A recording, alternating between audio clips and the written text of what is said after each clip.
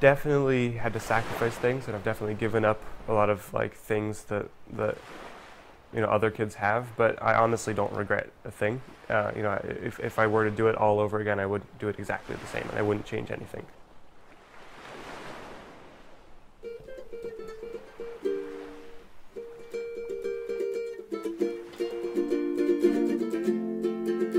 So if you go back, 4.5 years ago, I was pretty much a normal kid.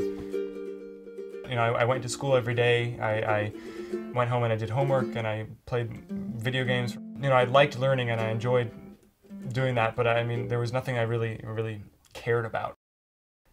And all of that kind of changed the night that my mom rented An Inconvenient Truth and convinced me to watch it. I was just completely blown away. I just kind of felt that I wanted to do something about, this huge issue, but I just kind of had no idea what it was that I could do.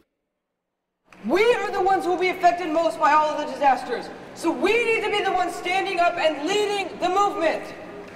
I began speaking to people at schools and conferences. I started a nonprofit organization called Kids vs. Global Warming. And when I was 13, I did this project called SLAP, which stands for Sea Level Awareness Project. It's a fact that if we keep burning fossil fuels at the rate we are now, we would be underwater right here.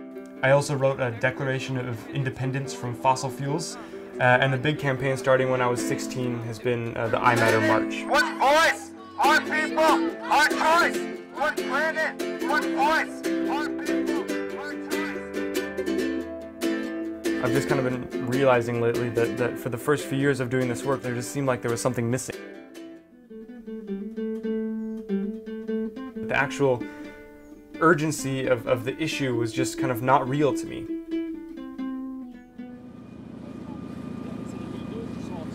And that began to change when I had the amazing opportunity to travel to Iceland.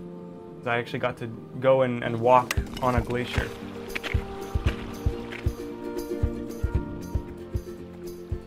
It was really one of the most powerful experiences of my life. That glacier that I walked on, it's going to be completely melted in less than 100 years if we don't take action on climate change now.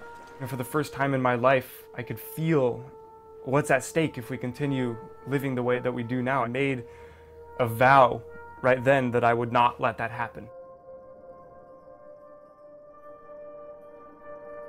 I think a lot of times, young people aren't really heard. They're not really considered as equal members of society that could contribute just as much as anyone else, and I think that that's wrong.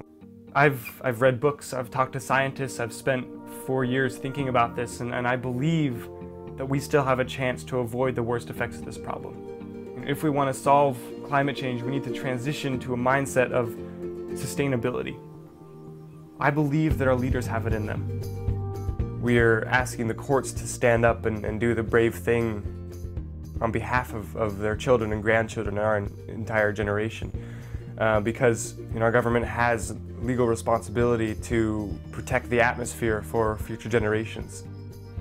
It's really going to take a brave judge who is able to stand up and make a decision on behalf of something bigger than just themselves, and make a decision on behalf of their children and grandchildren's generation and generations to come, because that's who's at stake. And this is not about politics or money. This is not about what's most convenient at the time. This is about the survival of my generation. It's about the survival of your children and grandchildren's generation. It's about preserving this for every generation to come.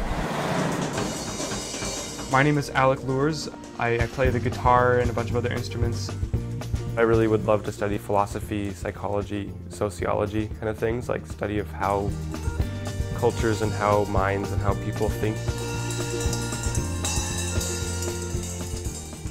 I'm 17 years old and I'm a climate change activist.